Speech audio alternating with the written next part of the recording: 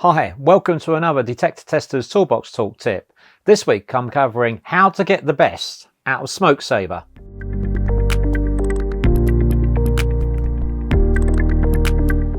Perfect for testing commercial fire detectors and also residential smoke alarms.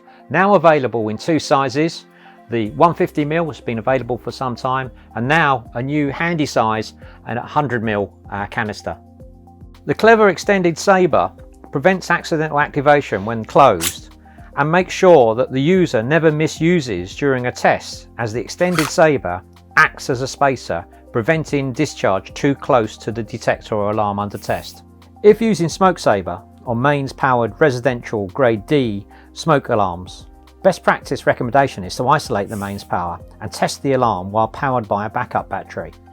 To get the best possible performance out of a can of Smokesabre, make sure that when you're using a canister, it is between 15 and 25 degrees C. This is its optimum working temperature.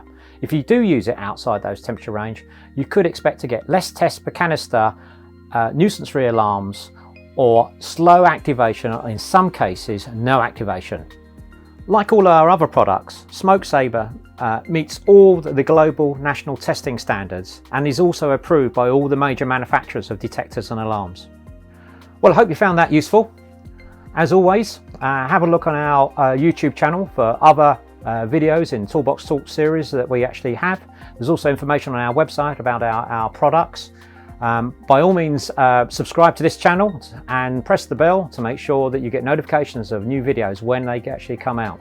And as always, if you have been watching, thanks for watching.